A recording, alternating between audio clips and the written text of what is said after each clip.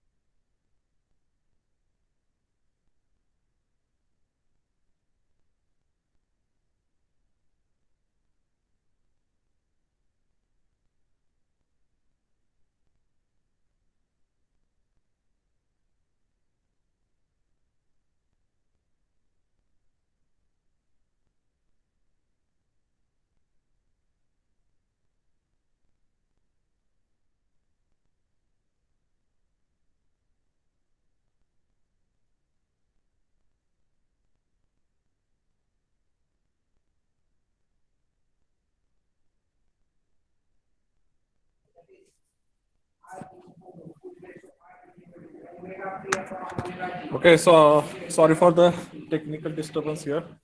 So we saw the numerical now. So we are in this chapter of reciprocating air compressors. We have seen the derivations, how to calculate the work. And then we have solved some numericals also. So I'll read the problem, then we can solve. Okay.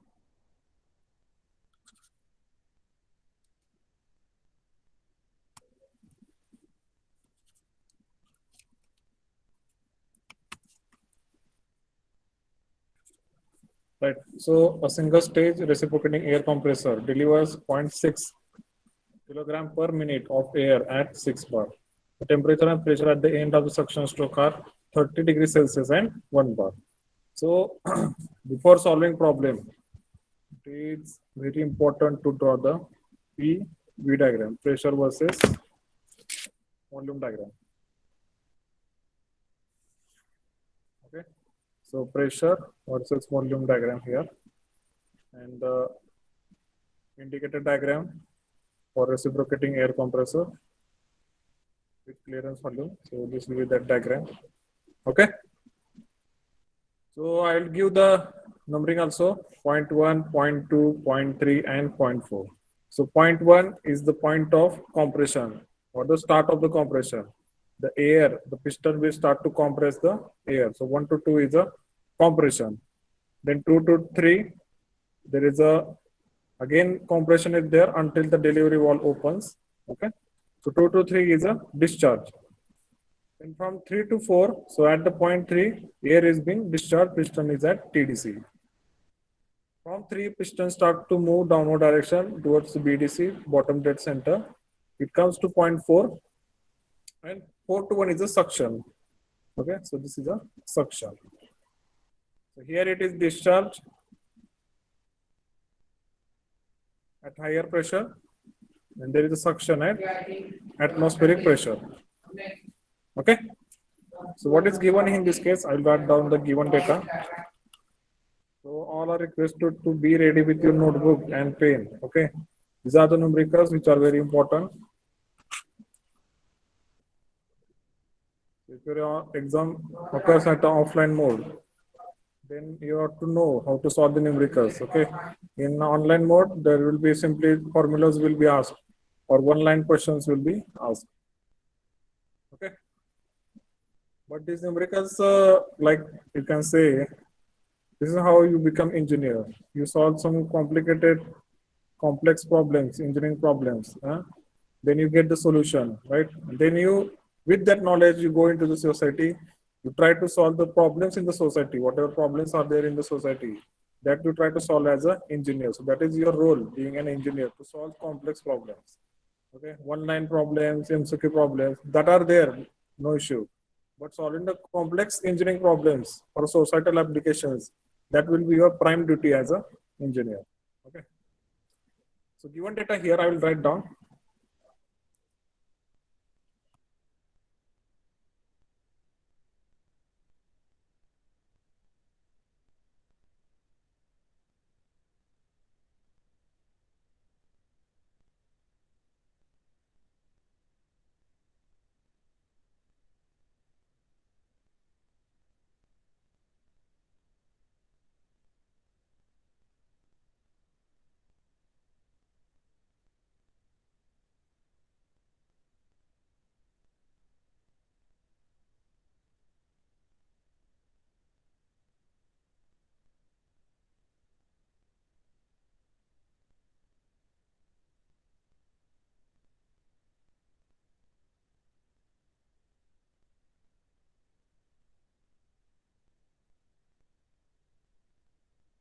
This mass for it, then again you have to convert into per second. Then they are given,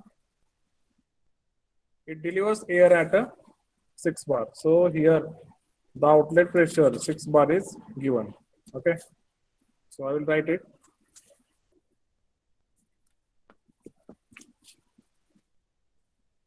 Outlet pressure P2, here it is known as 6 bar. Okay, the temperature and pressure at the end of suction are given as 30 degrees Celsius and 1 bar. So see here, whenever they say suction, That means they refer to point 1. So point 1 here is your suction point. Okay, point 1 is your suction point. So they are given the conditions at suction.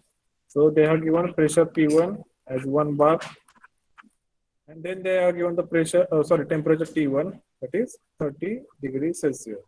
How to convert degrees Celsius into Kelvin? Plus 273. So 273 plus 30, that will be 303 Kelvin. Now the clearance, now the next they have given as the bore is 100 mm and the stroke is 150 mm. So bore means bore diameter, that is D, capital D. They have given 100 mm. So I'll just convert this into meter. So this will be 0.1 meter. Okay. Then they are given length L as 150 mm. So in meters that will be 0.15 meters. Then they have given clearance volume. So okay, so the clearance volume is 3% of swept volume. Okay. Now in this figure, where is clearance volume? So if I draw a vertical line from point 3, this will meet here, and this amount, this is nothing but your clearance volume or VC. Then what is swept volume? So from point 3 to point 1. So this is here swept volume from point 3. So I'll draw for your more clarification. So up to this point, so this is nothing but your clearance volume. Okay. So what they are given here, it is VC is 3%. Okay. Or I can say 3% means 3 divided by 100. So that will be 0.03 times of VS. VS is swept volume. Assuming the index of compression and expansion to be 1.3. So that N is they are given as 1.3. That means PV raised to N equal to constant. In that equation, this N will be 1.3. See, the thing here it is, whenever you are considering air, in that case, this index always will be 1.3. Okay. So always remember, if they are giving index as 1.3, that fluid is air. Now they are asked to find volumetric efficiency. Okay. The power required or the shaft power required when mechanical efficiency is 85%. So they are given the mechanical efficiency, and then they have asked to calculate the shaft power. Shaft power is the power taken from the electric motor or the diesel engine. So this reciprocating air compressor, it requires external work. We are taking that external air work from the electric motor or diesel engine. The third they are asked the speed of the compressor, or simply I will write the capital N in RPM. Okay. So step by step we will go.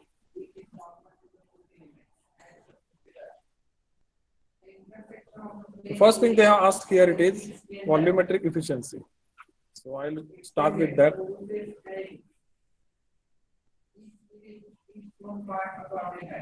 First they have asked is volumetric efficiency. Now we have some definitions for the volumetric efficiency. So volumetric efficiency, we already know that it is the ratio of effective swept volume divided by swept volume, or it also can be written as fresh air delivery, FAD, divided by swept volume. So these are the, by definition, we know that effective swept volume, actual quantity of air delivered to the swept volume, that ratio is nothing but the volumetric efficiency. Then there is another equation which was being derived. So that is volumetric efficiency is equal to. So this is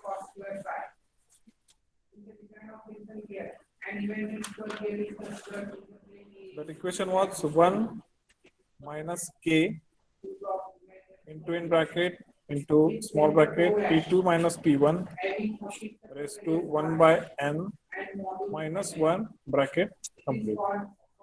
Okay. So in this case, this K, small k is the clearance ratio. It is a clearance ratio. That is nothing but Vc divided by Vs. In this case, this is given as 0.03. Vc is 3% of swept volume. That means this ratio Vc divided by Vs will be 0.03. And in this case, n is also given, that is 1.3. So all these values I will put into this equation, and then we will get the value of volumetric efficiency. So 1 minus 0.03 into in bracket. Here in this case, P2 is nothing but the delivery pressure. So delivery pressure is given as 6 bar and inlet pressure is given as 1 bar. See here, both are in bar. So no need to again write down 10 to power 5. No need to write down the denominator also 10 to power 5 both, because unit of both is same. Simply you can write down 6 divided by 1 raised to 1 by n. N is 1.3 minus 1. Okay. So calculate this value and put it in the chat box.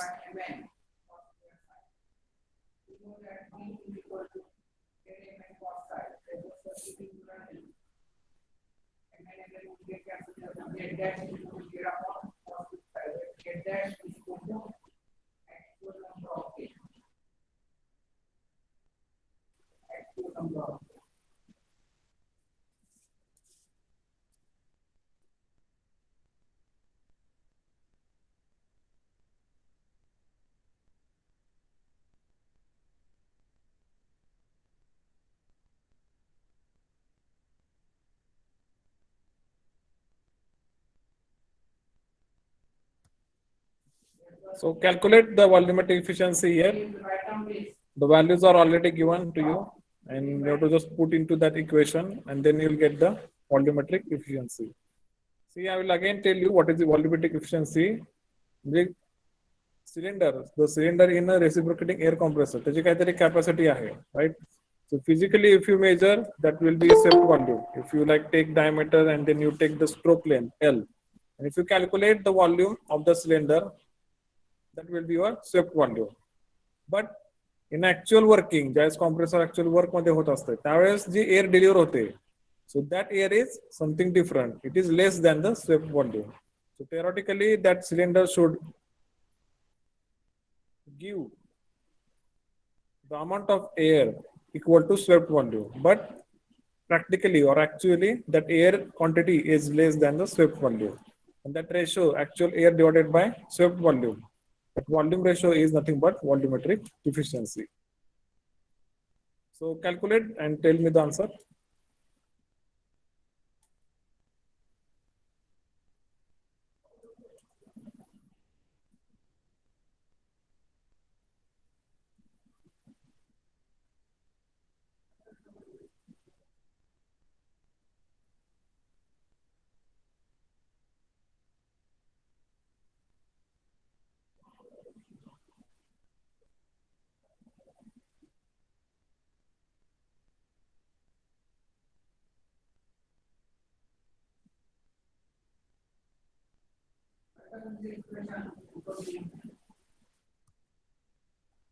Okay, I have some answers here.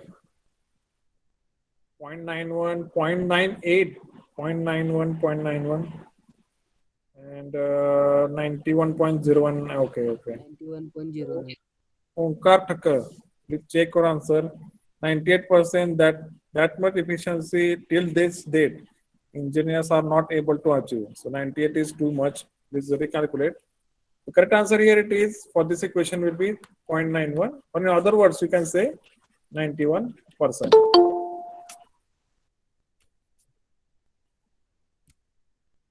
Dr. Divya, you are joined now, almost after the half an hour. Okay. So you already know the timetable, you know the timing of the lecture. The more points you will miss, more you will suffer afterwards. Okay. Already I have told you, this chapter is not limited for your second year. This chapter, this reciprocating air compressor will again come in refrigeration and air conditioning in your last year. तुमच्या last year मध्ये subject आहे रॅकचा. त्यामध्ये देखील तुमचं हे परत multistage compression, multistage evaporation ह्या गोष्टी परत येणार आहेत. Okay. So this is not just limited to your this semester or this year. Please pay attention and attend the classes on time. Okay.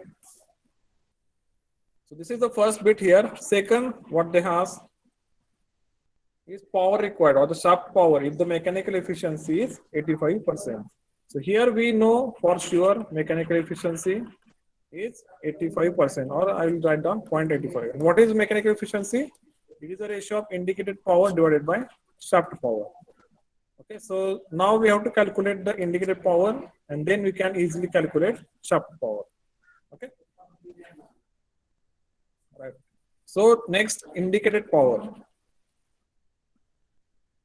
So this is nothing but the work required for the compression. So here we know the formula already, n by n minus 1 into P1 V1 into in bracket P2 by P1 raised to n minus 1 upon n minus 1 bracket complete. But here in this case, this V1 is not given. Instead of that, they have given the mass flow rate. So for that also we have another formula, n divided by n minus 1 mr delta T.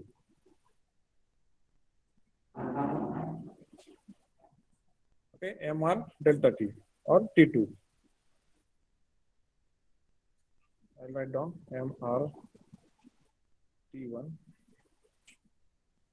into bracket P2 by P1 raised to n minus 1 upon n minus 1. So P1 V1 is equal to mr T1. That is nothing but the ideal gas law. Okay. So I'll put the values here. So n is 1.3 divided by 1.3 minus 1 into mass flow rate is given. How much it is given here? 0.6 kg per minute. So 0.6 divided by 60. So that will be kg per second into R. For air, we know this R value is 287 into T1. T1 is already given, that is 30 degrees Celsius, or we can say 303 Kelvin. Always remember to convert this degree Celsius into degree Kelvin. Okay. This into in bracket 6 by 1. So P2 is 6, P1 is 1, raised to again 1.3 minus 1 divided by 1.3 minus 1. Bracket complete. So calculate this. So those who are pro at using calculator, for them it is just one step. For those who are new or those who don't know how to calculate this in one step, so they should take the help of their friends. I can also show you, but in this online mode, it is not possible now. I will show you some other words, or if I get some video, then I will share with you. So what I'm actually trying to say is this values or this whole equation you can put in Calc, and then in one step you can calculate the equation. Otherwise, going step by step in that way. Okay. So your calculator also provide the facility for this parenthesis or this brackets. So you can put the brackets, then multiplication, especially in this step. Okay. I'm talking about this step. This step also you can put it like bracket, again inside the bracket. So bracket, and then there will be a symbol for raised to. Again you put one more bracket. Inside the bracket you write down 1.3 minus 1 divided by 1.3. Again bracket complete. Come here minus 1 and then big bracket complete. So this you can just solve in only one line. So tell me the answers.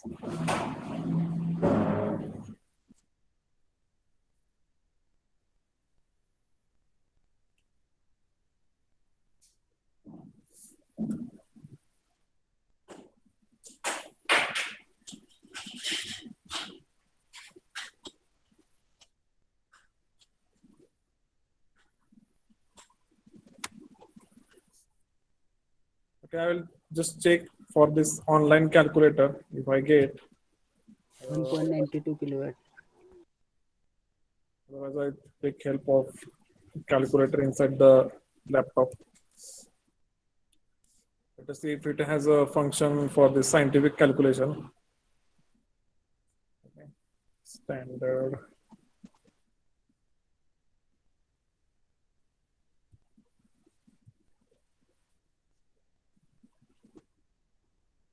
Okay, so this is how it will look in your Calc. So you can solve it. So you have to like put a bracket, okay, inside the bracket again.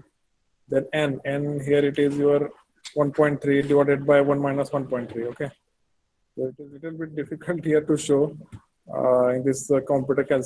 Okay.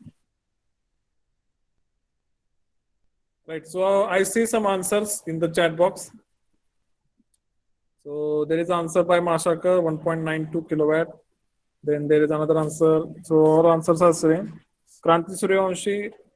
Okay, thank you for showing your participation. Tejasvi Dongre, Suddha Mamure, Swapnil Mashakar. Okay. So I will take that answer. That is 1.92 kilowatt. Okay. So Omkar, last time you made a mistake in calculation. So calculate again. And where is my friend Rohit? It's Calci, I have seriously doubt on it. So Rohit, are you there? Yes, sir. Are you calculating? Yes, sir. Have you changed your Calci? No, sir. Okay, okay. Because your Calci gives wrong answer. So that's why I asked. Okay, sir. Okay, okay. So this will be your answer, 1.92 kilowatt. So why we are calculated this? Because we need to calculate shaft power. Then I will put this into this equation right here. So mechanical efficiency is given as 0.85 is equal to indicated power is 1.92 divided by shaft power, which is a unknown. So we have to calculate shaft power. So I will take this on this LHS. This will be equal to 1.92 divided by 0.85. So calculate.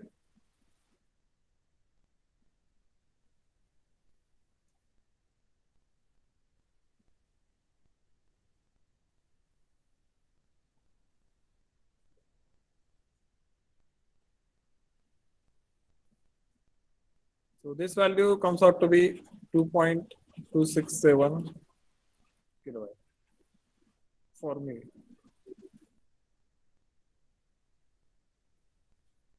Okay, 2.25. Vikram Ronge has given us a Rohit Dotre. Good. So your calc is working, I can see. So see what is happening here. I will tell you. See, there is a compressor. Okay, so there is a compressor like this, reciprocating air compressor, right? So it has an inlet port.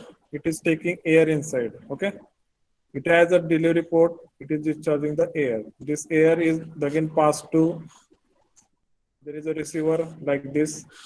You might have seen in some car shop or automobile shop. Yes, tire मध्ये हवा मारला. So there is a big receiver like this.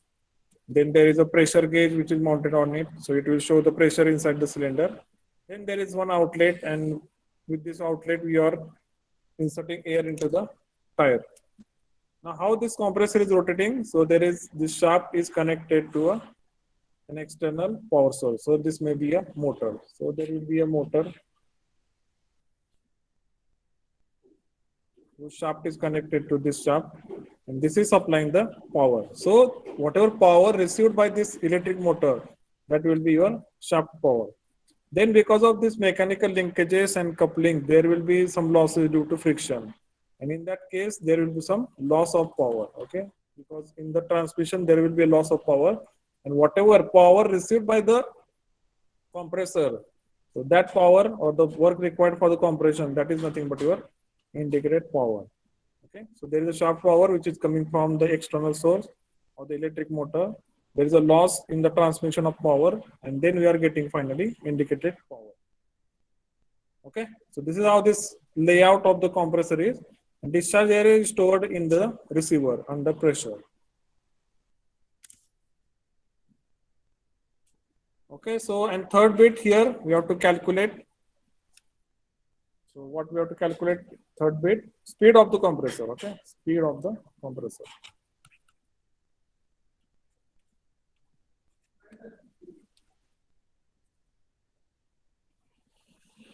Now there is no direct formula to calculate the speed of compressor, but we can take help of some equations in which speed of compressor is taken into account.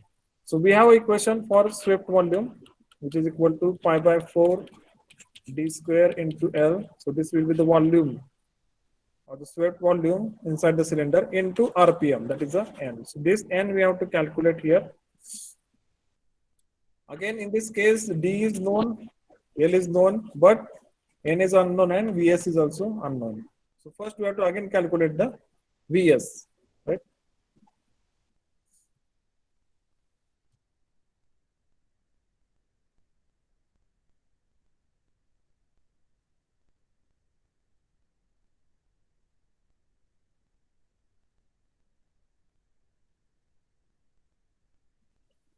Okay. Now how to calculate Vs? So first we'll calculate the Vs and then automatically we can calculate the N. N value we'll get. For Vs, we have to make the use of the formula volumetric efficiency, that is equal to FAD, fresh air delivery, divided by Vs. Okay. Now how to calculate fresh air delivery? For that also we have formula by ideal gas law, that we have MRT1 divided by P1. Okay.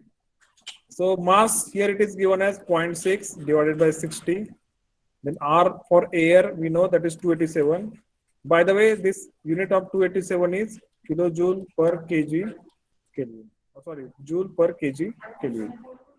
Into T1, that is 303, and divided by pressure, P1 is 1 into 10 to power 5. Okay. So this will be a fresh air delivery. Calculate the fresh air delivery. Okay. So this will be in meter cube per second, because this mass flow rate here it is given into per second. Right. Then volumetric efficiency we have already calculated, that is a 0.91. And by knowing these two values, we can easily calculate the Vs or the swept volume.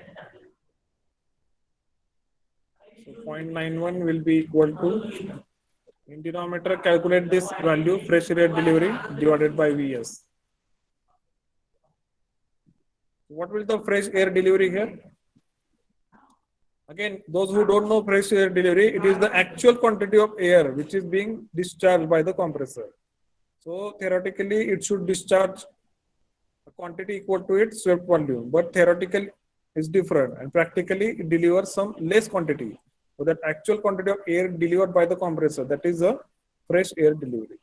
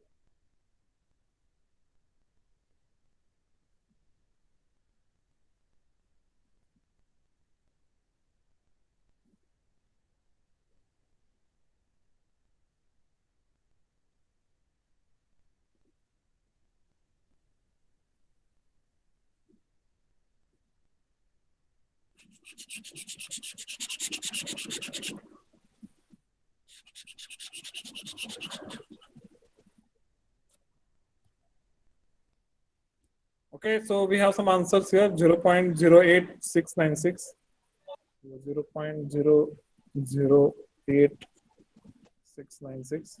So put that value here, 0.008696, and calculate the Vs.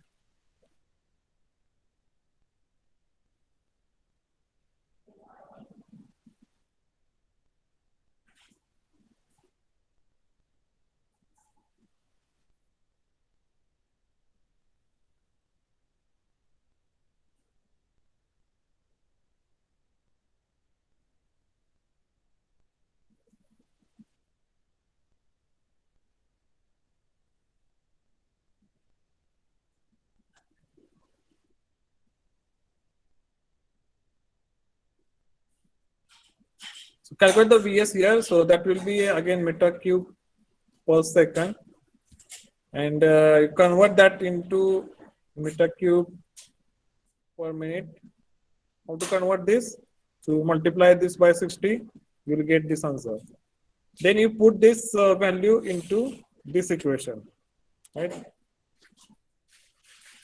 Then you'll get the value of n. So whatever value of Ps, that will be equal to pi by 4.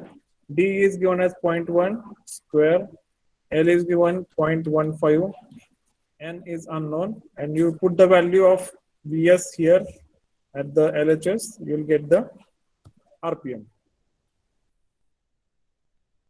So some answers are there, 95.56. 9.55 into 10 to power minus 3. So I think those are in RPS or RPM. I don't know. Sorry, meter cube per minute or meter cube per second.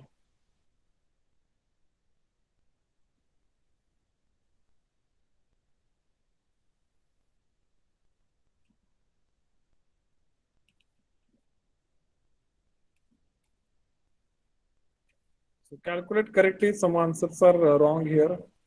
Again, this in this equation, this is not 105. Okay. So here in this equation, this is not 105.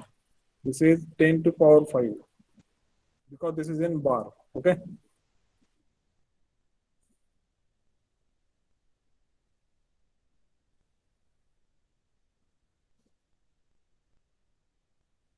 So value of Vs I am getting here, it is 0.57 meter cube per minute. So please cross check with your answer. Tell me the answer in meter cube per minute. So here I am getting the value as 0.5733. So I'll put that value here, 0.5733, and then you can calculate the n. Okay. So this n is asked in RPM, rotations per minute. That is why I have converted this Vs, which was in meter cube per second, to meter cube per minute. When you calculate the RPM,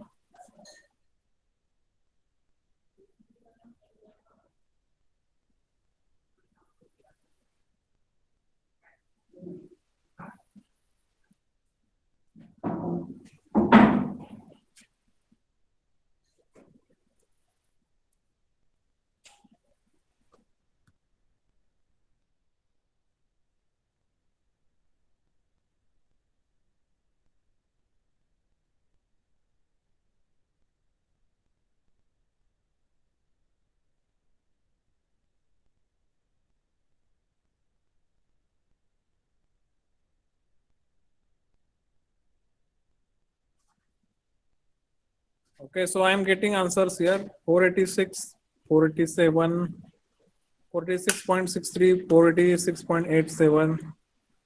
So again, some problem with your catches or your calculation, I don't know. Some answers are different. So anyway, that part before point is okay. So 486.63 I will take RPM. Okay, so this is the speed of that shaft, crankshaft, or you can say shaft simply. So I'll just give you idea what we have done actually here. See, so there was one single stage, single acting reciprocating air compressor, so which was delivering air at 0.6 kg per minute. Okay, its inlet pressure or the suction pressure was 1 bar and discharge pressure was 6 bar. Now here what they are given the clearance volume is 0.03 or 3% of swept volume. Then they have given the degree or the index for expansion as 1.3. They also mentioned the dimensions of the cylinder, that is the diameter and the length, stroke length. Then they are asked to calculate the volumetric efficiency and power required and the speed of compressor.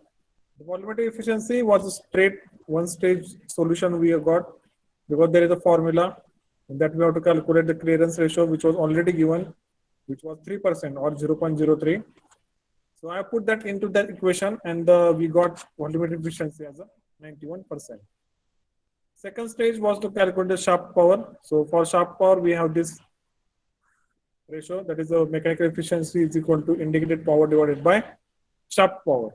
Now, how to calculate indicated power? So for that, we have given the derivation, and we have the formula for the indicated power or compressor power as n upon n minus 1 into P1 V1 into in bracket P2 by P1 raised to n minus 1 upon n whole minus 1.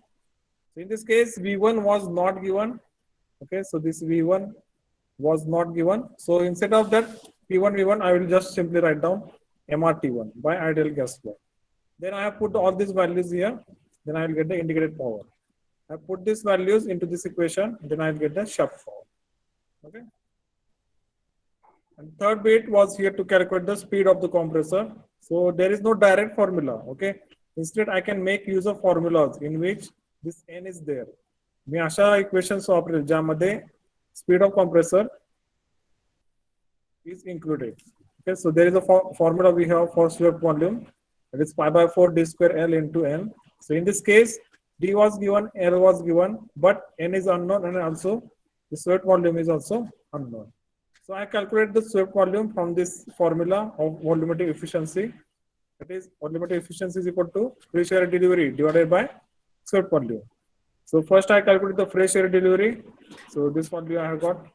Then this value already I have calculated. On this two, I have calculated swept volume as 0.5733. Then from this, I have calculated the speed of the shaft or the speed of the compressor.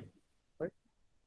So see here in this last half an hour or 1 hour, you have calculated very important parameters of a single stage, single acting compressor. Okay, so this is the engineering. You are dealing with the actual problems. So these are not some made up problems. कोणतर बसतंय त्याला स्वप्नात हा problem आलाय चला मग पोरांना विचारू. So this is not the case. So these are the actual problems. Okay, and this range of pressure is also fixed for single stage compressor. जर single stage compression घेतला तर जास्तीत जास्त डिस्चार्ज प्रेशर हे 10 बार पर्यंत जाऊ शकतं maximum. And recommended stage is 1 to 5 bar. Okay. In case if you want more pressure, more discharge pressure, if you want discharge pressure more than 10 bar, in that case you have to go for multi-stage compression. In today's lecture, we'll see what is a multi-stage compression. First, write down this, and then we'll move towards next part.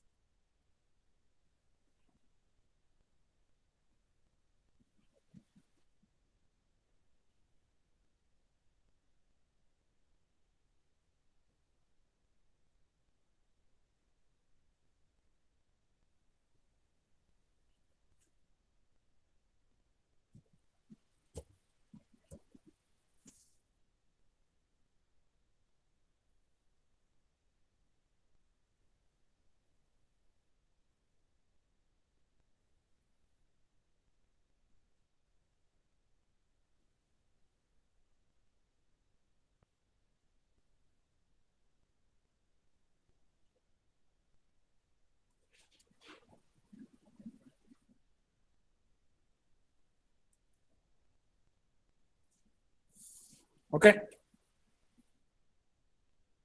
Now next point here it is actual PV diagram or actual indicator diagram. So see here up to this point we have seen first we have seen indicator diagram without clearance volume. Then we have seen the indicator diagram with clearance volume. Now we'll see actual indicator diagram. Okay. So there is a diagram on your screen, PV diagram. So on vertical axis we have pressure, horizontal axis we have volume.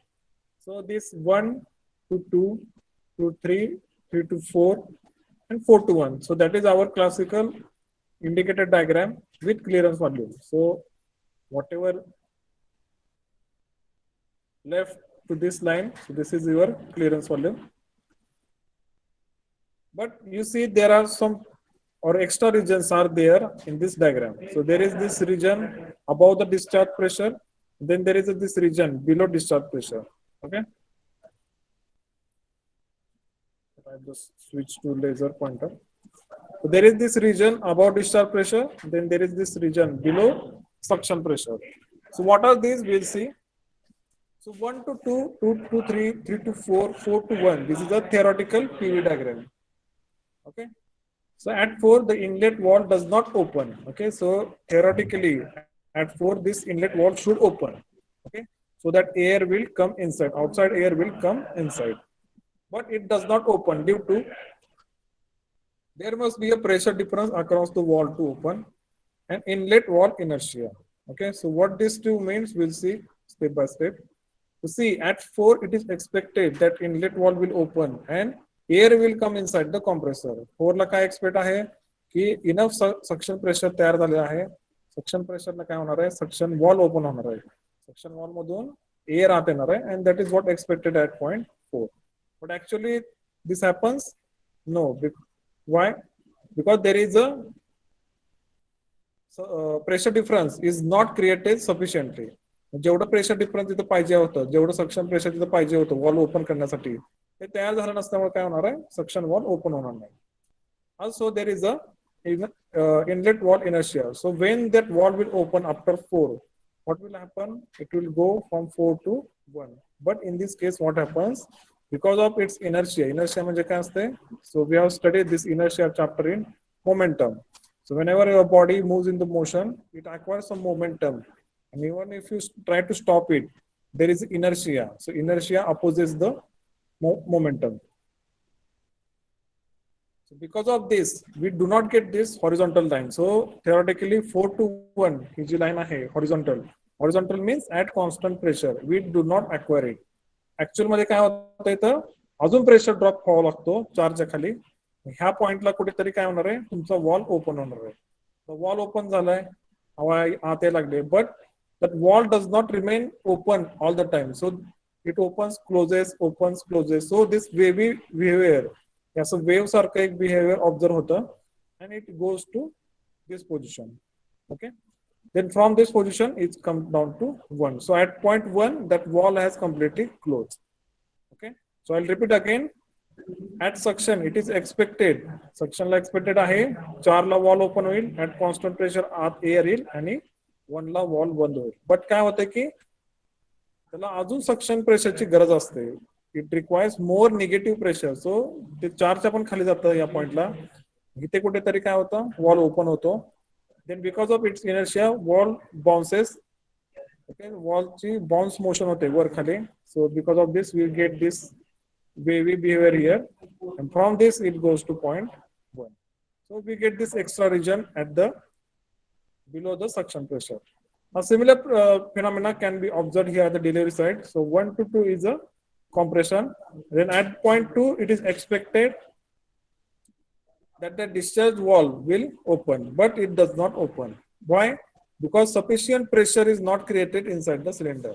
म्हणजे काय expected आहे, discharge pressure पेक्षा एक जास्त pressure expected आहे. So it goes to some another or some higher value like this. So I hope you can see on the screen. It goes to up to this value. Now at this value the discharge valve opens. So again due to its inertia, it bounces up and down, and then we get this wavy behavior. Then it goes to point 3 and discharge is completed. Okay, so that is why we get this extra region above the discharge line. Okay. So next we say pressure drop continues till sufficient level for the wall to force to its seats. Okay. Some wall bounce is set. So this behavior, what you see here at the bottom, so that or at the top, that is the result of wall bounce. Eventually the pressure sets down at a level lower than the atmospheric pressure. This negative pressure difference is known as intake depression. So if you take this pressure difference between theoretical value of suction, or we can say atmospheric pressure, minus the actual pressure inside the cylinder at the suction.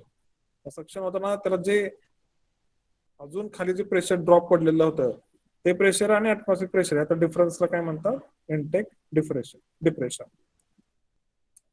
A similar situation appears at 2, that is at the start of delivery. Pressure rise followed by wall bounce, and then pressure settles at a level higher than the delivery pressure level. Okay, so theoretically it is expected that air should be delivered at the delivery pressure, but actually or practically what happens, it delivers at a pressure higher than the discharge pressure. So air delivery to a tank or receiver, hence generally known as receiver pressure. So here we have intake depression, here we have receiver pressure. So draw that diagram and show all these values like this: atmospheric pressure, intake depression, wall bounce, receiver pressure. etc. etc. So there is a fixed mark question in the university examination. Explain the actual PV or actual indicator diagram. So in that case, you have to draw this diagram. Then you have to explain about wall bounce. You have to explain about intake depression. Then you have to explain about the discharge depression or discharge or receiver pressure. That these three things you have to explain.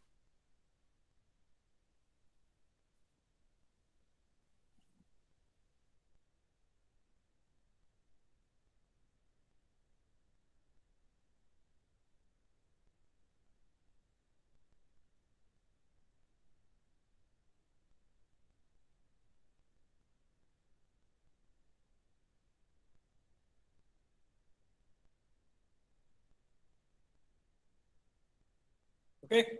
Again, I will explain this in short in Marathi. तर काय होतं की 4ला तुमचं suction valve open झालं पाहिजे होतं, पण ते होत नाही कारण आत तेवढं सक्शन प्रेशर किंवा निगेटिव्ह प्रेशर तयार झालेलं नसतं. त्या केसमध्ये काय होतं तर तुमचे हे मुवमेंट अजून खाली जाते किंवा आतलं प्रेशर अजून ड्रॉप होतं. त्या प्रेशरला मग ड्रॉप झाल्यानंतर सक्शन वॉल ओपन होतो. म्हणजे जो 4ला ओपन व्हायला पाहिजे इथे तो ते खाली ओपन होतो. त्यानंतर वॉलच्या इनर्शियामुळे काय होतं तर वॉल वर खाली होत असतो. Though it is open, but still it is not stationary. It is continuously moving upwards and downwards. So it sets the wall bounce. Okay. So this is the bounce motion. Then it comes back to point 1. त्यानंतर काय होतं 1 to 2 compression होते. आता 2 ला पण काय होतंय theoretically 2 ला discharge valve open झाला पाहिजे पण होत नाही. So it opens at a pressure above than discharge pressure. So it opens here. इथं कुठेतरी ओपन होतो. Then again due to walls inertia, it will show some bounce motion. So wavy behavior is observed and it will come to point 3. So actual or the theoretical diagram is 1 to 2, 2 to 3, 3 to 4 and 4 to 1. But in addition to that, we have some extra regions. So these extra regions are there in actual indicator diagram.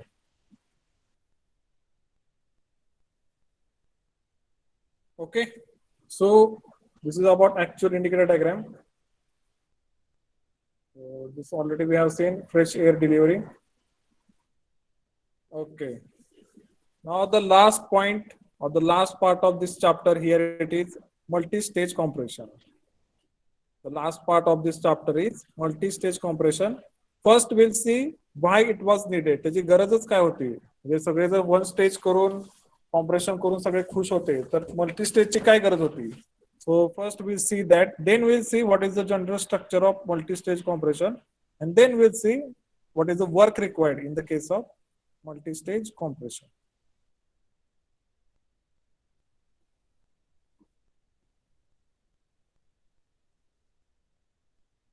Okay. Now see here, what is the need for multi-stage? So high pressure required by single stage. Right, so I have told you that there is a certain pressure range offered by single stage. म्हणजे maximum तुम्ही 10 बार पर्यंत तुम्ही single stage वापरू शकता. 10 बारच्या वर तुम्हाला जर value पाहिजे असतील डिस्चार्जची तर त्या केसमध्ये तुम्ही सिंगल स्टेज वापरू शकत नाही. That is the limitations. So even if it is used for the higher discharge pressure, so it requires heavy working parts. सो आपोआप त्या केसमध्ये काय होणार आहे, कनेक्टिंग रॉडची साईज वाढणार आहे, क्रँकशाफ्टची साईज वाढणार आहे, पिस्टनची साईज वाढणार आहे, सिलेंडरची साईज वाढणार आहे, सिलेंडरचा बोर डायमीटर वाढणार आहे, सिलेंडरचा स्ट्रोक लेंथ वाढणार आहे. एवढंच नाही तर डिस्चार्ज आणि इनलेट पोर्ट हे दोन्ही पोर्टची साईज वाढणार आहे, वॉलची साईज वाढणार आहे. So as the discharge pressure will increase, in that case the size of the parts will also increase. It has to accommodate high pressure ratios, yes. So that compressor has to work between very high pressure ratios. Increase balancing problem. So as the size of the parts of the compressor increases, जसं पिस्टनची size वाढेल, क्रँकशाफ्टची size वाढेल, त्या केसमध्ये काय होणार आहे, बॅलन्सिंगचा problem येणार आहे. आता बॅलन्स करण्यासाठी देखील आपल्याकडे बरेचसे इक्विपमेंट आहेत, जसं गव्हर्नर्स आहेत. आपण जनरली गव्हर्नर्स वापरतो फॉर द बॅलन्सिंग. बट जसं सिंगल स्टेज कॉम्प्रेसर साईज वाढेल तसं काय होणार आहे, गव्हर्नरची देखील साईज वाढणार आहे. Right. Fourth is high torque fluctuation. So there will be fluctuations will be observed in the working of the compressor. It requires heavy flywheel installation. So either use governor or use flywheel. In that case, for balancing, if you use the flywheel, its size will also increase.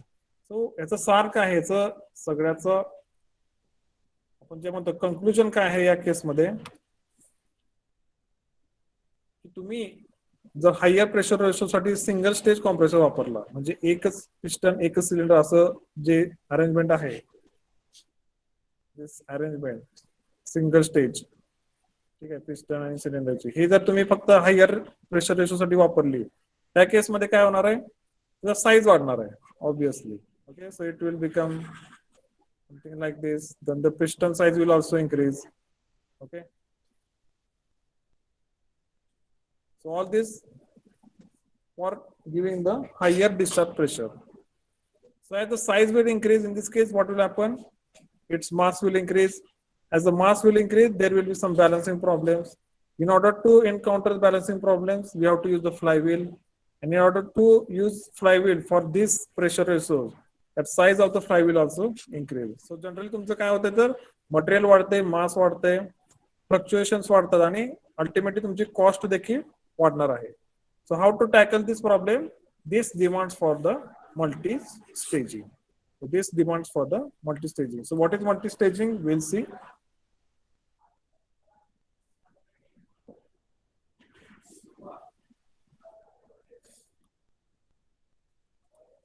So why multi-stage compressor? The high temperature rise leads to limitation for the maximum achievable pressure rise. So there will be some temperature limitation inside the compressor also present. काय होणार आहे, जर तुमचं एक ठराविक टेम्परेचरच्या वर compressor केलं तर त्यामध्ये काय होणार आहे, it may burst. So there will be some blast inside the compressor. So even if you're using the cooling water, so if the cooling water temperature will also increase, in that case the compressor will fail. Discharge temperature shall not exceed 150 degrees Celsius and shall not exceed 135 degrees Celsius for hydrogen rich services. So there is this limitation is being said, 150 degree च्यावर temperature नसून नाही, कशाचं, discharge एअरचं. A multi-stage compressor compresses air to the required pressure in the multi-stages. So what is a multi-stage compressor? It is function, or a multi-stage compressor, it compresses, its function is to compresses air to the required pressure in the multiple stages. Intercoolers are used in between each stage to remove heat and decrease the temperature of gas, so that gas should be compressed to higher pressure without much rise in temperature. So see, one by one we'll see again what it says. It is used in between each stage to remove heat. So intercooler the function काय असतं, कसं होतं की ज्यावेळेस pressure वाढतो, so in compressor what happens, pressure of the air increases. So as the pressure of air increases, its temperature also increases. And then comes the intercooler. So intercoolers takes away this extra heat. Okay, so these are used in between each stage to remove heat and decrease the temperature of gas, so that gas should be compressed to much higher pressure without much rise in temperature. Okay, so we'll see what are the intercoolers also. So there is this diagram for multi-stage compression. So see here what is happening. So we are taking this air from the atmosphere. So first stage is always a low pressure compressor or low pressure cylinder. It will take the air inside. It will increase its pressure to an intermediate one. So we have one intermediate pressure here. So after compression, what happens? Its temperature increases. Okay. So I'll write it so that you will understand more. Suppose air intake pressure here, it is P1 and the temperature is T1. Whenever it will compress inside the low pressure compressor, the pressure will increase to P2. Temperature will also increase to T2. Okay. Then we have an intercooler. Inside the intercooler, pressure remains the same. So this is very important point here. Pressure inside the intercooler remains the same. So pressure at the outlet of the intercooler will be also P2. इथे पण P2 आहे आणि इथे देखील P2 आहे. But the temperature will decrease. So let us say temperature is again T1. Okay. If it drops again to T1. Then we have an intermediate pressure cylinder. It will again compress the air. Its pressure will increase to P3 and the temperature, let us say, it will increase to T3. Okay. Then again we have an intercooler. Inside the intercooler, already I told you, it is a constant pressure process. So the pressure will remain constant, and let us say that T3 will reduce to T1. It will reduce to T1. Okay. And finally, we have a high pressure stage or the last stage, that is a high pressure cylinder. Here also again pressure will increase to P4 and temperature will let us say increase to T4. Okay. So this is how the multi-stage compression work. So this is actually a three-stage compression. So because we have a first stage here, then we have a second stage here, then we have a third stage here. So that is why this is called as multi-stage compression, and in that this will be called as three-stage compression process. Okay. So as there are three stages, so 3 minus 1, 2 intercoolers will be employed.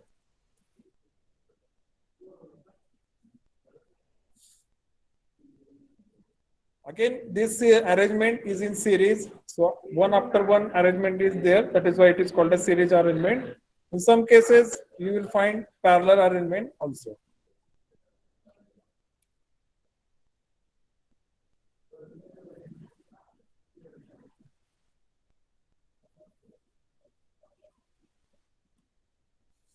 Okay, what it says, series arrangement of cylinders in which compressed air from earlier cylinder, that is a discharge, becomes the intake air for the next cylinder. What it means? The discharge air of one cylinder. So HEG discharge air, suppose if I take lower pressure cylinder, HEG discharge air that will become the intake air for the next cylinder. So here LP is low pressure, IP is intermediate pressure, HP is high pressure.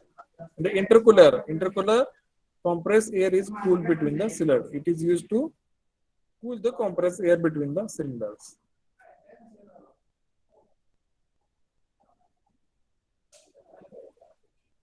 So this is the idea behind the multi-stage compression. Okay. Now next point here it is need of intercooling. So see here, our objective was to do the compression in multiple stages, because in single stage we cannot achieve the high pressures. But then came the point of intercooling. So now we'll see what is the use of intercooling. Okay. So before that, I will draw the PV diagram again.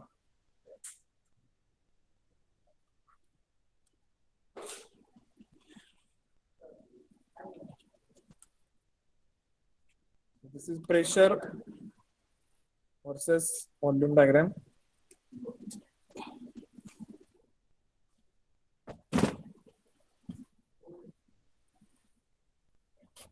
Okay. It's the pressure versus volume diagram.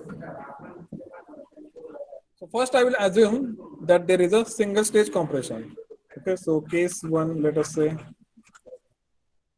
single stage compression.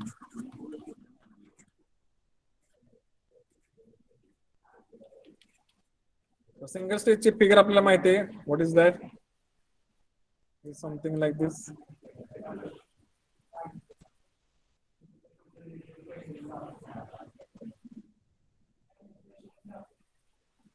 म्हणजे मी काय केलंय की हे जेवढं मोठं pressure आहे तर ते मी एका स्टेज मध्ये अचीव केले. So have used one very big single stage compressor for this purpose, right? Now case 2 will be here,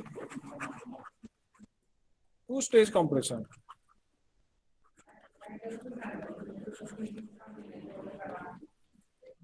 Two stage compression. Okay, so how it will be? So see, it will be like this. One, then it will be compressed to some intermediate pressure, that is 2. Okay, then it will be compressed to some again high pressure, that is 3. So there will be 1 to 2, again 2 to 3. So this is how it will do. Okay, so this will be P1, this will be P2, and this will be P3. Okay, so this is the multi-stage compression or two-stage compression without intercooling. Without intercooling.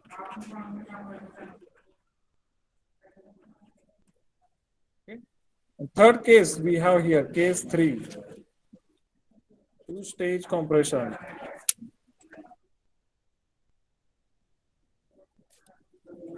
with intercooling. With intercooling.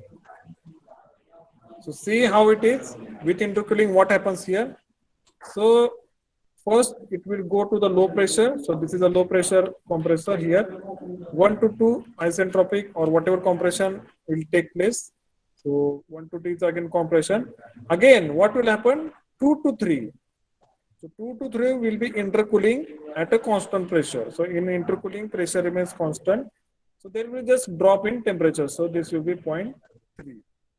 Then again, 0.3 will be start of high stage compression. So air will be again compressed like this to 0.4. Okay. Then from 0.4 to 0.5, there will be a discharge. Let us say this is 0.6, 0.7. Then from 0.7 to 1, that will be suction. Let us say this point is 8. Okay.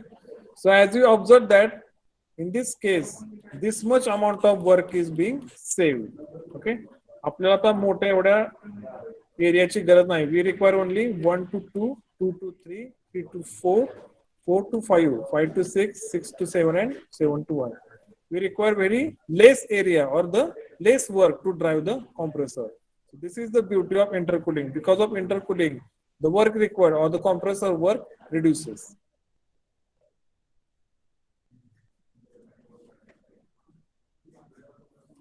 Okay.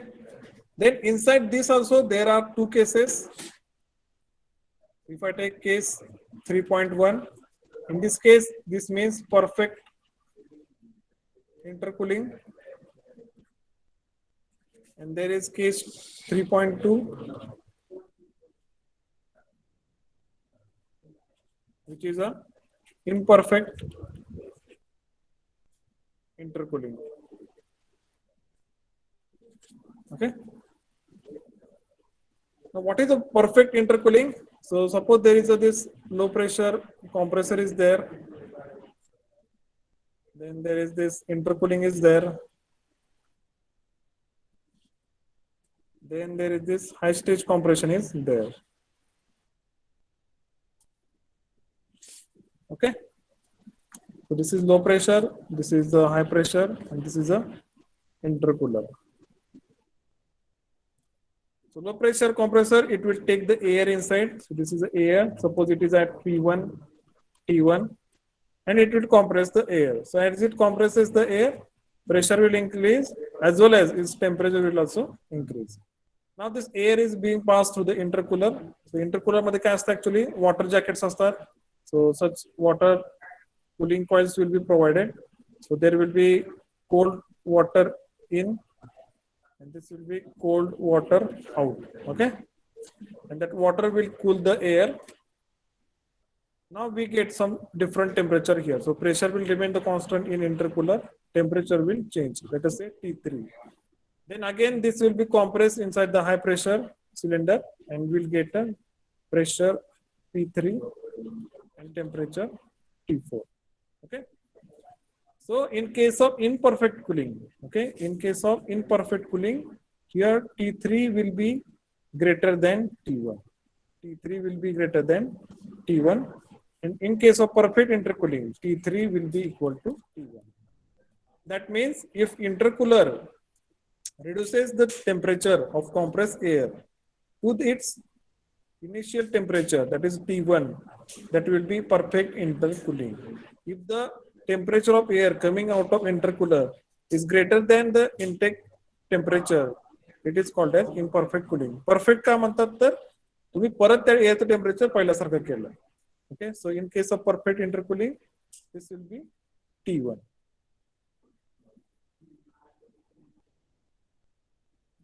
Okay, so I will show you this on this diagram also.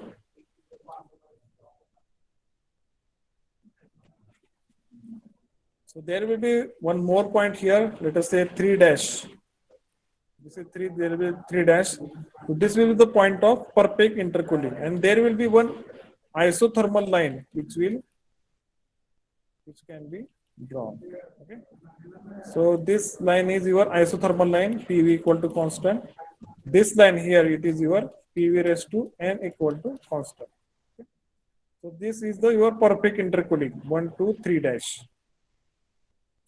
Sorry, 1 to 2 and 2 to 3 dash. So that will be your perfect intercooling. If the temperature this 3 is higher than the T1, then that will be imperfect intercooling.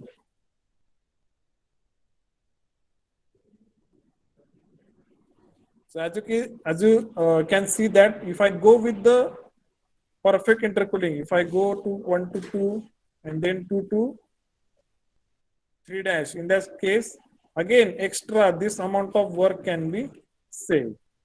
So perfect intercooling is always recommended because it gives you minimum amount of work required to drive the compressor.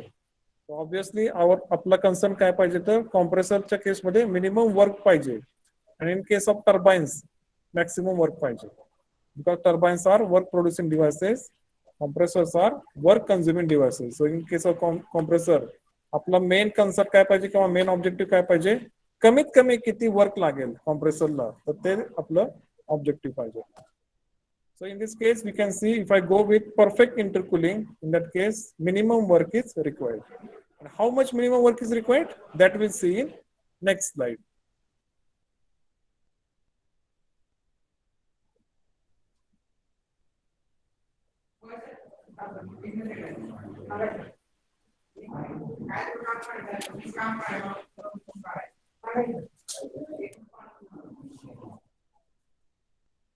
So I hope you have drawn this diagram and you have showed all these three cases. So first case is using only single stage compression. Second case is two stage compression without intercooling.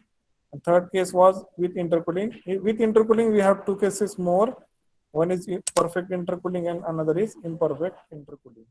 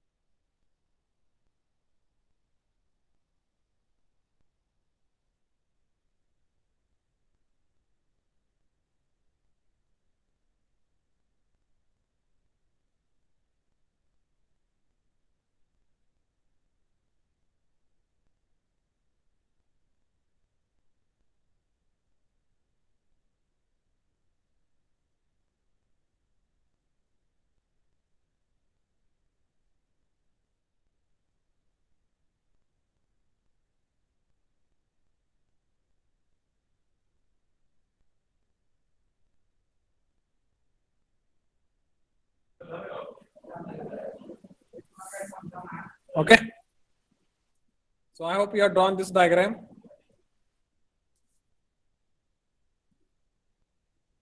So this is again the same explanation for the isothermal or the perfect intercooling.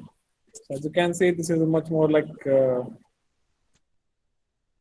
polished diagram here. Perfect intercooling and without intercooling and imperfect intercooling. So perfect intercooling, that means the temperature of intercooled air or the air after intercooler is same as intake temperature. So perfect intercooling and imperfect intercooling or no intercooling. So we have these three cases. So now we'll see what is the work required here in this case, and then we'll see what is the criteria for the minimum work required, right?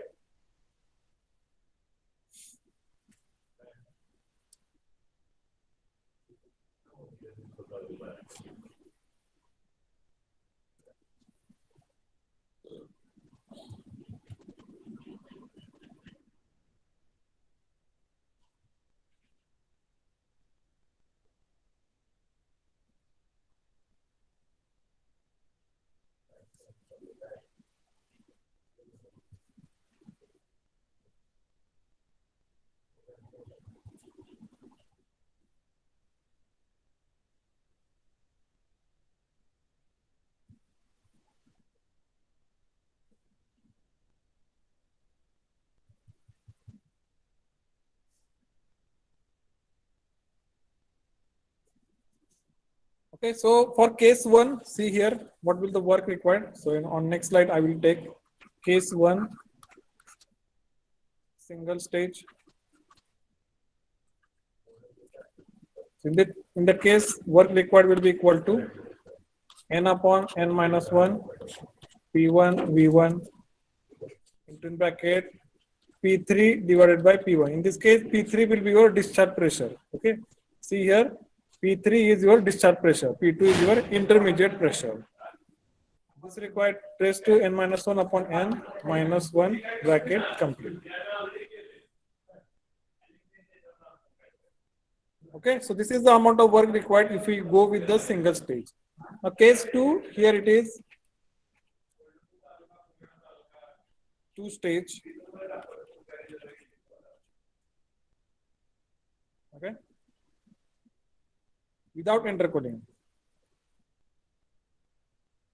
2 stage without intercooling.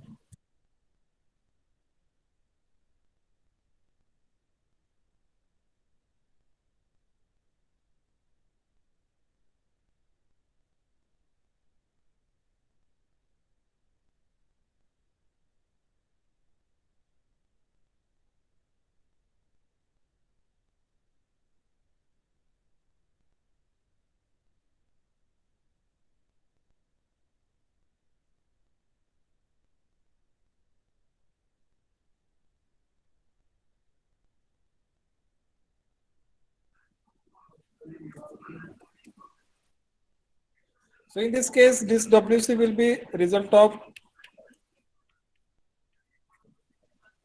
work required in lower stage and work required in higher stage. So here we can write this as n upon n minus 1. Now in this case, lower pressure will be here P1, V1, into in bracket again P2, that is intermediate pressure, divided by P1, raised to n minus 1 upon n minus 1. Plus again n upon n minus 1. Here in this case, high pressure starts at point 2. So P2, V2 inside in bracket. Discharge pressure is P3 divided by P2 raised to n minus 1 upon n minus 1. So this is the work required by 2 stage, but without intercooler. Now we have case 3 here. Case 3, 2 stage with intercooler. Okay, so here we have first case, that is a perfect intercooling. So that means T3 is equal to T1. So see here, again this work required will be equal to work required at lower stage plus work required by compressor at a higher pressure. So this will be equal to, first we'll write down work required in lower stage. So that will be n upon n minus 1. Lower stage starts with 0.1. So that will be P1 V1 inside in bracket. For low stage, discharge pressure is P2. So P2 by P1 raised to n minus 1 upon n minus 1. Plus higher stage n minus 1, it will start at 0.3. So see here, without intercooler, the stage would start at 0.2, but with intercooler, it will start at 0.3. So that will be, point P2 V3.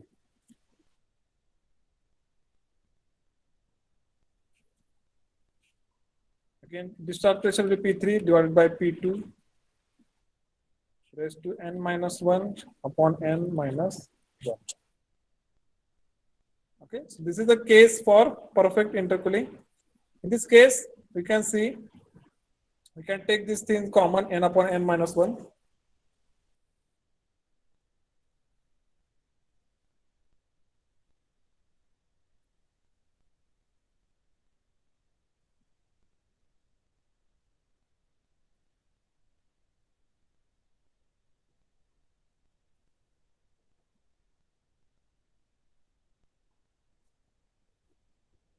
Okay. So for perfect intercooling, we know T3 is equal to T1, or we can write in terms of pressure, that is a P3 V3 will be equal to P1 V1. Okay. Instead of P1 V1, I can write P3 V3.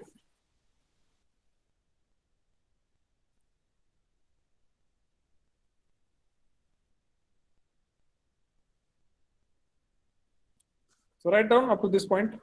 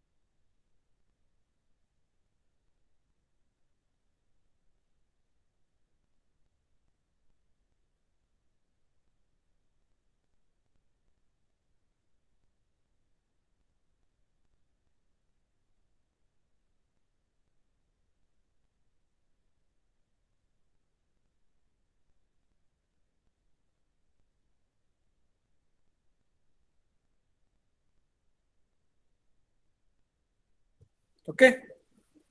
Now see here in this diagram, I'll make a little bit correction because it is creating some confusion. So let us say this point P3, let us write this as the point discharge pressure, or just I can write this as P3 or P4. Okay. So here instead of P2, so whatever point at P2, that is point 2, is equal to the pressure at point 3. So P2 is equal to P3. Okay. So here I will write this P3 as 0.4 P4, and this I will write it as a P2. Okay. So you can see at point 2 and point 3 pressure is constant, so P2 is equal to P3. Okay. T1 is, and also P2 is equal to P3 because they lie on the same line, because it is a constant pressure process. Intercooling is a constant pressure process. So this I can write here it as, I will take this n upon n minus 1 as common. Inside the bracket, I can write P1 V1. Inside the bracket again, P2 by P1 raised to n minus 1 upon n minus 1 plus, instead of this P2 V3, I can write down again P1 V1 because P2 is equal to P3 and P3 V3 is equal to P1 V1. So this will be P1 V1. Again inside bracket P4. So here I write down P4. P4, that is the discharge pressure divided by P2 raised to n minus 1 upon n minus 1. P4 is your discharge pressure here, P4. Okay, so I will make the corrections of everywhere. P4. Again, in this case, P1 V1 can be taken as common. So here in this case, n upon n minus 1. I'll take P1 V1 also common. Inside the bracket, there will be P2 by P1 raised to n minus 1 upon n plus P4 by P2 raised to n minus 1 upon n. And you can see here there is a minus 1 and one more minus 1. So minus 1, that will be minus 2. So this is the amount of work required in case of perfect intercooling. Perfect intercooling. Perfect intercooling. So I made a small correction because what was happening, P3, if you say P3, that will mean that this is the pressure at 0.3. Okay, so that was not the meaning. Discharge point is 0.4, so discharge pressure should be P4. And 0.3 is your intercooler, so that should be intercooler pressure. So that is a different case. And discharge pressure is different. Discharge pressure is P4, intercooler pressure is P2 or P3, both are same. And suction pressure is P1.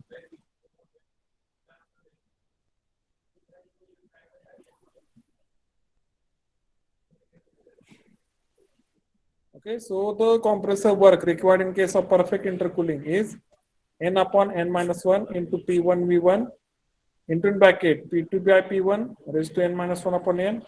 P2 by P1 you can take pressure ratio in lower cylinder. Then we have P4 by P2, that is the pressure ratio in higher cylinder. Raised to n minus 1 upon n minus 2. Okay, so this is the work required in case of perfect intercooling.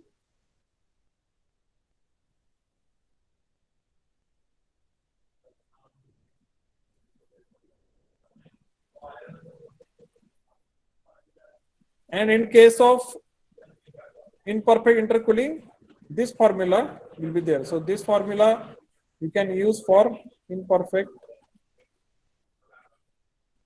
intercooling.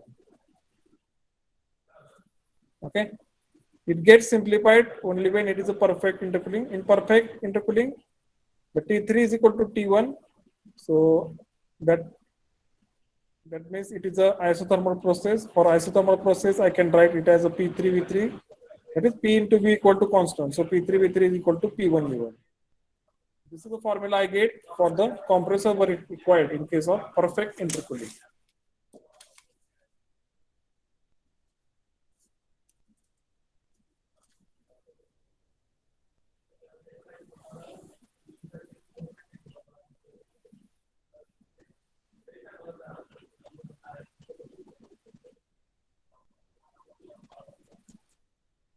Okay, so this is the work required. And if you want to specify the capacity of a compressor, that you have to specify in terms of power. The compressor power kiti hai, so that will be your rating. So the power required to drive a two-stage compressor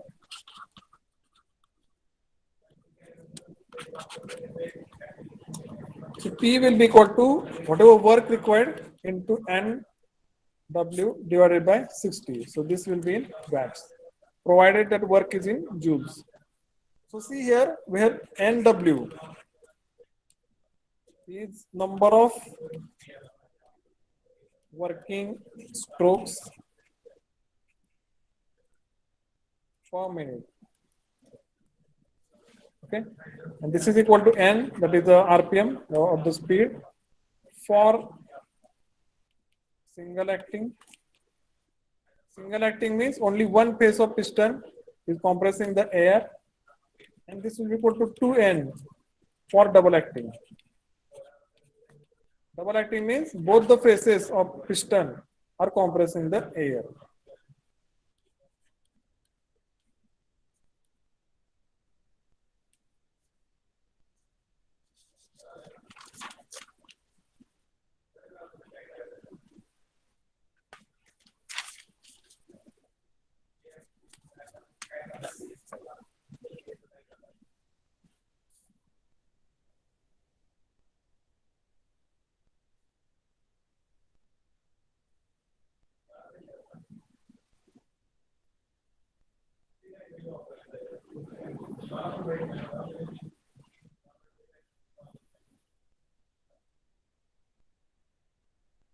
Okay, so I hope you have written this.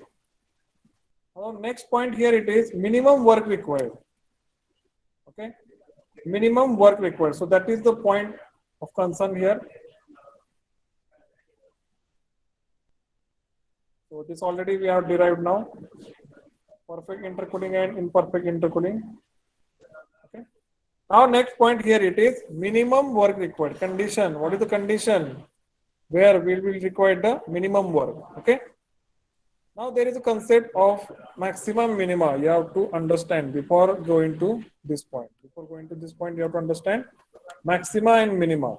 So in DSY, I don't know how much attention you have paid to math subject, because there it was this thing called maxima and minima. Okay. See here, in short, I will tell you what is a maxima and minima. First, let us understand the basic graphics here. So always you have one vertical axis, which we denote as a y, and then you have some x-axis, which is a horizontal axis. Then you have some curves. Okay. Suppose this is a curve like this. Okay. And its equation is, let us say, y equal to ax cube plus bx square plus cx plus d. This is the equation for this curve. Now I am interested where the maximum value is being attained in this curve. Okay, maximum function value, that is the maximum value of y is being attained. Now by looking at the diagram, I can see there are some points. So there is, let us say, point A is here. Then we have point B is here. Then we have point C here. Then we have point D here. Then we have point E here. Okay. Now, in this case, this point A is referred as global maxima. It is referred as global maxima. And point B is referred as global minima. It means that in all the span or all the range of values, if you take, A will be always the maximum value of that function. And if you take all the values, if you put in this equation, B will be always minimum value. So A is global maxima, B is global minima. And C and D and E, these are the local minima and local maxima. Okay. Now, how to calculate the maximum value here? So there is this thing called, so there is a procedure for this. So in that case, you have to take derivation dy by dx. You have to equate this equal to 0. Okay. Now, what this means, that is also I will tell you. Whenever you are taking a derivative of any function, that means you are calculating the slope of that line at that point. म्हणजे मी काय करणार आहे, dy by dx हा असतो slope equation असतो. So if I take dy by dx at suppose point F, so this is a point F here. Okay. So dy by dx is the slope of that line at point F. म्हणजे इथे जर मी एक tangent line काढली या curve La at point F. So dy by dx at point F will give me the slope of this line. Okay. So this is very important. Many of students, they by heart the formulas for differentiation, for integration, but they don't know what is the physical meaning. See, whenever you are taking the derivative, so y is the function, you are taking the derivative. That means you are calculating the slope. If I put the value of f, f ला काहीतरी असेल ना इथं. Suppose 4/6. The 4 is the x-axis value, y is the y-axis value. If I put this into this equation, whatever value I will get, so that will be the slope of the line which is drawn tangent at this curve. म्हणजे या curve ला या point ला जर मी अशी tangent काढली, right? त्या line चा slope is equal to this dy by dx at f. Now I will equate this equal to 0 because if you see, if I draw a tangent at point A, so as you can see, the slope is 0. So there is no slope. Okay. So by graphically also I can say, by mathematically also I can say dy by dx at point A will be 0. So dy by dx equal to 0 you put, okay. In that case you obtain the values of x, right? Now, if you put dy by dx equal to 0, either you will get point A or you will get point B also, right? At point B also, dy by dx equal to 0. You will get point C also, you will get point D also. How to find out the global maxima, global minima? In that case, you have to go for double derivative. So you have to go for d2 by dx2. Then you have to put this x values here, whatever x equal to values there, that you have to put. Then if this value is less than 0, that means it is a maxima. So some confusion happens here between the students. So this double derivative value, if it is less than 0, that is actually a minima, a maxima. This double derivative value at this point is greater than 0, that is a okay. That is a maxima and minima. So by this step, you will get either minima or maxima. How to confirm it? You have to take double derivative. You have to put the values of x. If that value comes below 0, that is actually a maxima. If it is greater than 0, that is a minima. Okay. So these are the steps calculating the highest possible value in a curve. Okay. So why I am telling this? Because the next derivation about finding the criteria for minimum work involves this theory.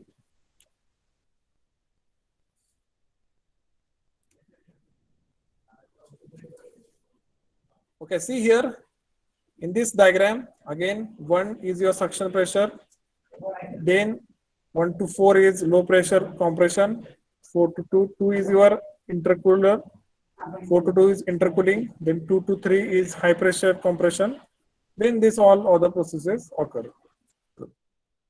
So it says there is an optimum pressure P2 for which area 24532. So 24532, this hash area is maximum. Okay. So we want to increase the area, this area hash area. That means we will decrease the compressor work. That is, work is minimum. So this was the equation here. So in this, so from where I have taken this theory part, in that case, they have already assumed that compressor work is negative. In our work, we are not assuming it. So ultimately, both things are same. Compressor work is always negative. So see here, for minimum work, they have taken the differentiation, first differentiation. Okay, first order differentiation. Then they are equal to 0. So from this, either we'll get maxima or we'll get minima.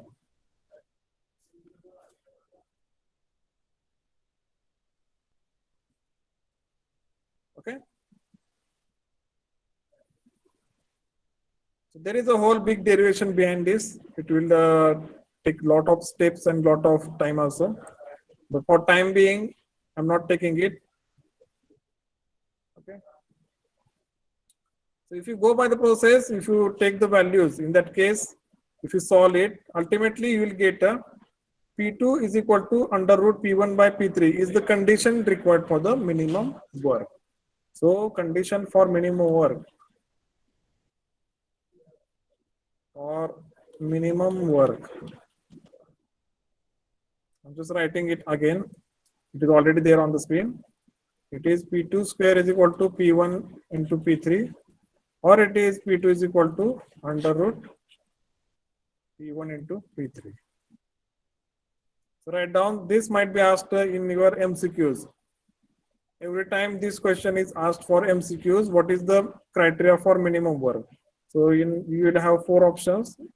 You have to choose option where these conditions are being satisfied. P2 is equal to under root P1 into P3, or you can write down P2 square is equal to P1 into P3.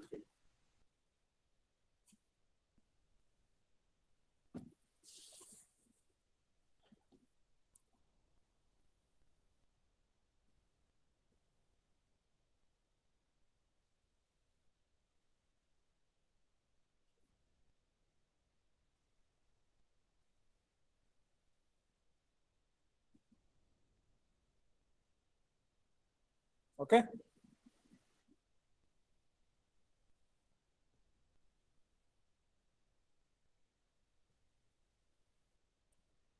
Now that condition, that P2 is equal to under root P1 into P3. If I put into the work equation, so finally I will get this equation. Okay. So this equation is W is equal to 2n divided by n minus 1, P1 V1 into under root bracket 1 minus P3 by P1 raised to n minus 1 upon 2n. So in our case, this equation will be like this. WC will be equal to 2n divided by n minus 1, sorry, n minus 1, P1 V1 into in bracket here, but P4 is our now discharge pressure divided by P1, sorry, P2 by P1 raised to n minus 1 upon 2n minus 1.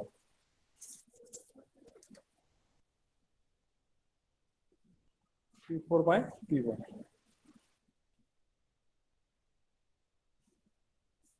So this is the work required, or the minimum work required in a 2-stage compression. Okay, I will write down this here. Now if we go for 3-stage, so this is for 2-stage minimum work. Now if I go for 3-stage, in that case minimum work WC will be equal to 3n divided by n minus 1 into P1 V1 into in bracket P4. Now P4, always remember, this is your final discharge pressure. This is not an intermediate one. This is a final discharge pressure divided by intake pressure raised to n minus 1 upon 3n. Okay, here it was 2n, here it is 3n whole minus 1 bracket complete. Okay.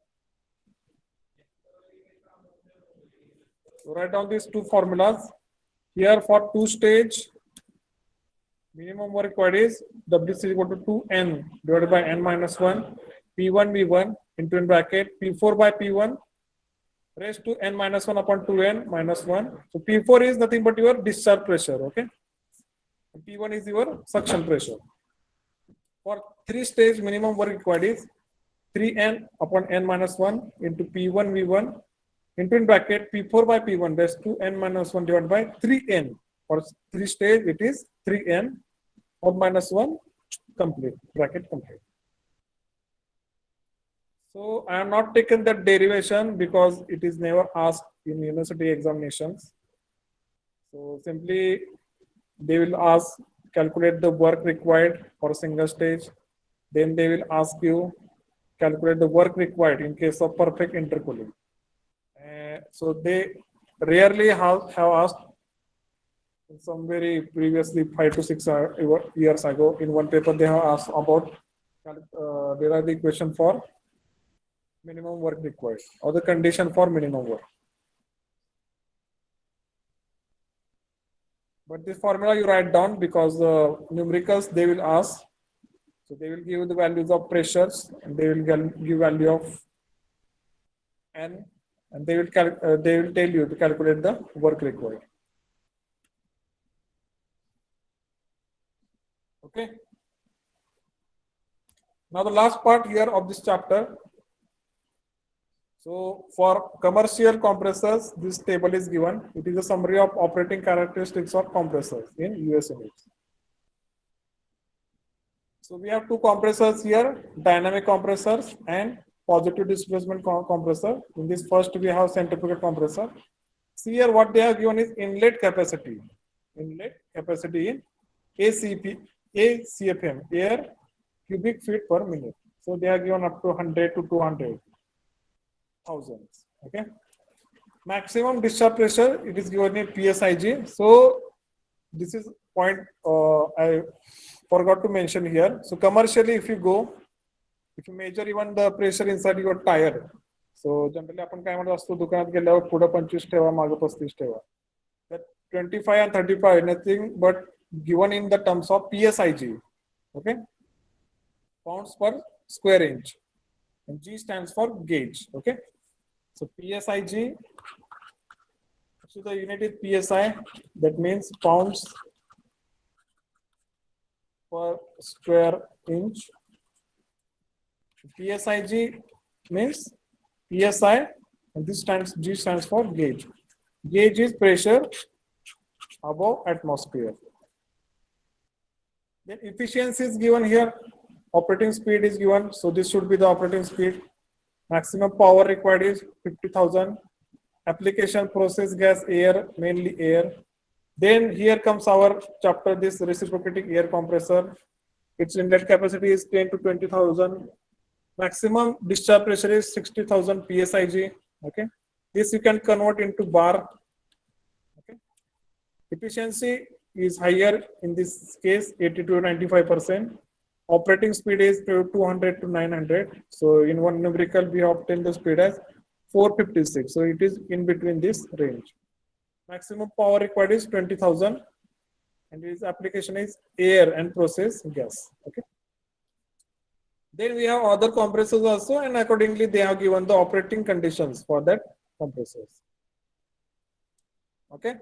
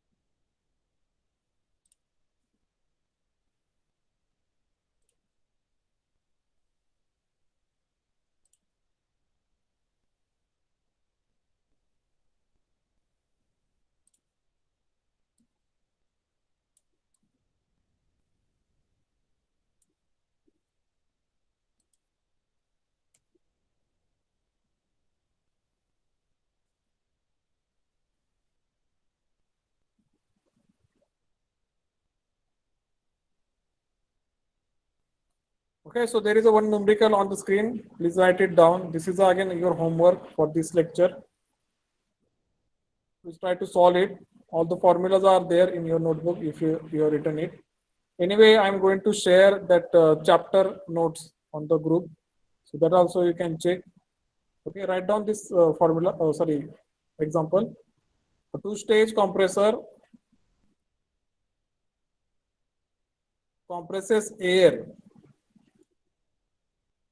from 1 bar and 20 degrees Celsius. So this is a suction pressure to 42 bar. So you can see this value 42 is huge. So for that huge value, we require a two-stage compression. If law of compression is PV raised to 1.35 is equal to constant, and intercooling is complete to 20 degrees Celsius. So intercooling is done, and it is mentioned completely, or it is mentioned that it is complete. Okay, so pay attention to the words. They have mentioned the perfect intercooling, or in this case you can say complete intercooling to 20 degrees Celsius. Find per kg of air. Find per kg of air. Work done in compressing air. Okay. So that formula we are derived now. N upon n minus 1 into P1 V1 raised to in bracket P2 by P1 raised to n minus 1 upon n plus again that P4 divided by P2 raised to n minus 1 upon n minus 2. That formula we have derived for that. Second is mass of water necessary for abstracting the heat in intercooler if the temperature rise of cooling water is 25 degrees Celsius. So water is used in intercooler and it cools down the air, compressed air. But in that process, its temperature increases by 25%, 25 degrees Celsius. So you have to calculate the amount of mass flow rate inside the intercooler. So write this down. I hope you have written this.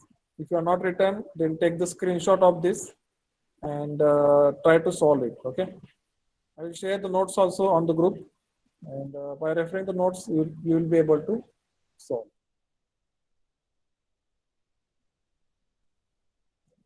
So don't worry, I will take another 1 hour lecture tomorrow or day after tomorrow. In that lecture, I will try to solve this example.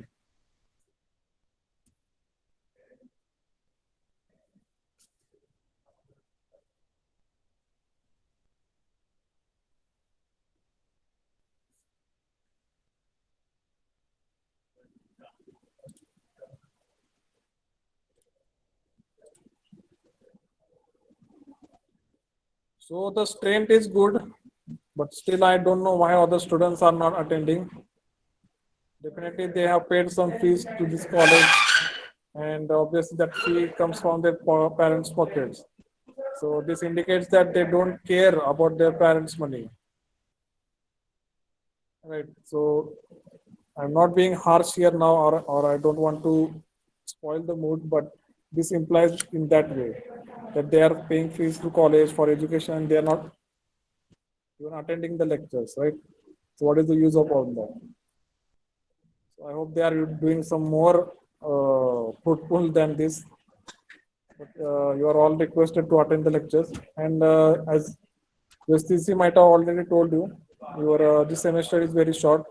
Already one semester syllabus is over, so they are enjoying their revision. But in your case, the syllabus has to be completed in very short time. So please be attentive to the classes. All right. So I have taken your attendance. Thank you for attending. See you in next lecture. Thank you.